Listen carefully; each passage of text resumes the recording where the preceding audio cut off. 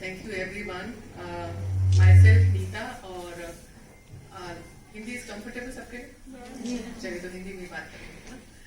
तो सबको international women's day की बहुत बहुत बधाई, है ना। और इस बार का जैसा स्लोगन है break the bias, so this bias should be broken, है ना, एनी विच वेज। तो अभी तक हम बायस का मतलब समझ रहे थे कल्चरली, सोशली, है ना, इकोनॉमिकली विमेन के अगेंस्ट जो डिस्क्रिमिनेशन होता है उस बायस की बात कर रहे थे हम। बट हम लोग ये बोलते हैं कि break the bias if it comes to your health also, है ना। तो हम लोग क्या करते हैं, फीमेल सारी की सारी हमारे बच्चों को क्या चाहिए हमें पता है ना, हमारे हस्बैंड को क्या चाहिए हमें पता है, हमारे घर में और अपने पेरेंट्स को क्या चाहिए हमें पता है, but the bias is only towards अस, है ना।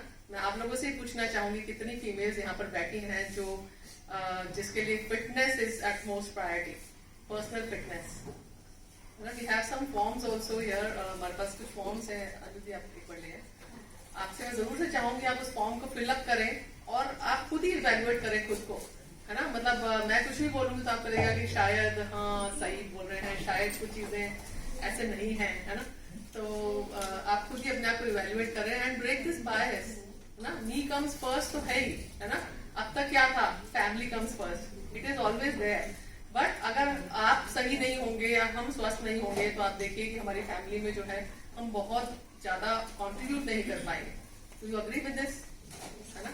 तो मैं अब 10 ही मिनट आपके और लूंगी और 10 मिनट में I would share, I have this time, so मैं 10 मिनट और लूंगी आपके और आपको आपसे सिर्फ ये शेयर करूंगी कि कैसे हम अपनी हेल्थ को अच्छा रख सकते हैं। I think I don't need this mic, इसके बिना आवाज आ रही है सबको मेरी? ओके। सो देखिए, बात करते हैं हम लोग यहाँ पे जो बात हो रही है, जैसा मैम ने भी बताया कि हम बात कर रहे हैं प्रिवेंटिव हेल्थ की। There is a sickness industry and there is a wellness industry. Sickness industry में क्या होता है कि आप बीमार होंगे, आप डॉक्टर के पास जाएंगे, डॉक्टर आपको कोई दवाई देंगे, उसको हम पूरी तरह से लेंगे या नहीं लेंगे पर हम ठीक हो जाएंगे, है ना। We are working with wellness industry कि आप जो है हमेशा स्वस्थ रहें और आपको भगवान ना करे कभी डॉक्टर के पास जाने की जरूरत ना, है ना। तो वेलनेस इंडस्ट्री का पार्ट जब हम होते हैं तो हम ये ट्राई करते हैं कि हम कुछ ऐसी चीजों का ध्यान रखें जिसमें कि हम लोग बीमार ना पड़े, है ना। तो गुड हेल्थ की बात हम करते हैं तो आपकी with your interaction I would like to know कि क्या लगता है आपको कि गुड हेल्थ के लिए क्या करना चाहिए। अभी आप लोग क्या कर रहे हैं? Yes, anyone from here? Good health के लिए क्या करना चाहिए?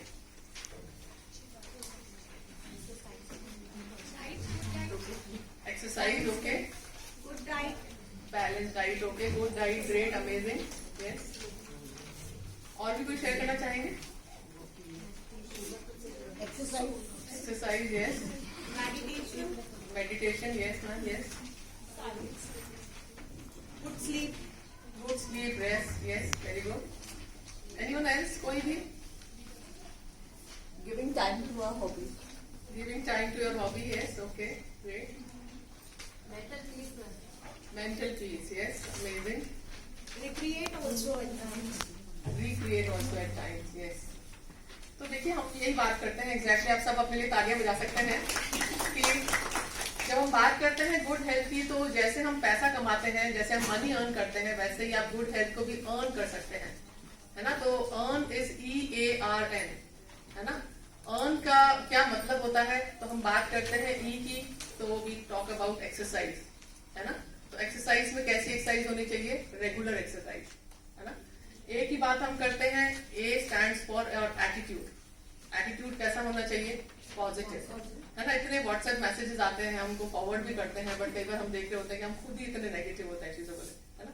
और जैसे ही आप कुछ नेगेटिव सोचते हैं तो ऐसे हार्मोन सिक्रेट होते हैं आपकी बॉडी में जो कि आपको कहीं ना कहीं मतलब नेगेटिवली इम्पैक्ट करते हैं। फ्री रेडिकल्स वगैरह बनते हैं, वो डॉक्टर्स जानते हैं अच्छे से, हम लोग को उसमें नहीं पढ़ना।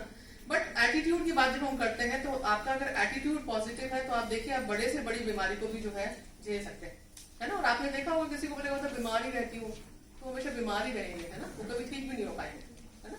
तो ऐसे बहुत सारे लोग हमारे संपर्क में होते हैं, तो हमारा एटीट्यूड कैसा होना चाहिए, पॉजिटिव होना चाहिए। R stands for रेस्ट, है ना। रेस्ट का मतलब है adequate rest, 6 to 8 hours of sound sleep, है ना। कुछ तो ये साउंड स्लीप जो है इसकी वजह से बर्बाद हो रखी है ना। और कुछ जो है साउंड स्लीप सुबह उठ के रात तक जो है काम करने की वजह से बर्बाद हो रखी है, अपने घर वालों का सबका ध्यान रखने की वजह से हो सकता है ना। तो 6 to 8 hours ऑफ स्लीप जो है बहुत कम लोग ले पाते हैं, बट अगर आप लेते हैं तो आप देखेंगे आपके कितने सारे फिजियोलॉजिकल प्रोसेसेस जो है वो अच्छे से काम करेंगे। आप किसी दिन देखिए आपने 2 या 3 घंटे की 4 घंटे की नींद ली हो, तो सुबह को आपका डाइजेशन अच्छा नहीं होगा, मूड अच्छा नहीं लगेगा, है ना। तो उसका एक बहुत बड़ा रोल है आपकी डेली रूटीन में। And N stands for nutrition, again जो अभी बैलेंस डाइट की हमने बात की थी, राइट न्यूट्रिशन की हम बात करते हैं। तो ये 4 पिलर्स हैं गुड हेल्थ के। और इसमें मैं बात करती हूँ एक्सरसाइज। आप में से कितने लोगों को लगता है एक्सरसाइज तो करनी ही चाहिए एवरी सिंगल डे? कितने लोग करते हैं एनी एक्सरसाइज? ऐसा नहीं है कि हमें कोई हार्डकोर कोई कार्डियो करना है। आप you can walk, you can go for a gym, you can just have a stroll occasionally। तो एडजेक्टिव जो है रेगुलर वाला वो जो है मिसिंग है ना। और इसीलिए क्या होता है, हम कुछ भी खाते हैं तो वो हमारे न्यूट्रिटिव वैल्यू देता नहीं है हमें। तो मतलब हमें कहीं ना कहीं पता है ना, बट क्यों नहीं कर पाते? टाइम नहीं है ना। आप मुझे बताइए कि जैसे मैं अपनी बात करूं, आप मुझे बिल्कुल टाइम नहीं है। मैं सुबह से लेकर शाम तक अपने ऑफिस जाती हूँ, घर आती हूँ, बहुत सारी चीजें, सबके साथ सेम प्रॉब्लम्स है, सेम चैलेंजेस है। तो अगर मुझे कल को डॉक्टर बोलेगा कि मैडम अगर आपने वॉक नहीं किया ना तो आपकी तो हालत खराब होने वाली, कितने लोग ऐसे हैं जो जाएंगे वॉक पे? सभी जाएंगे, है ना। तो जब डॉक्टर बोलेगा तब तो प्रायोरिटी हो जाएगी, बट बिना डॉक्टर के बोले प्रायोरिटी नहीं होगी, है ना। तो ये प्रायोरिटाइज हमें ही करना है।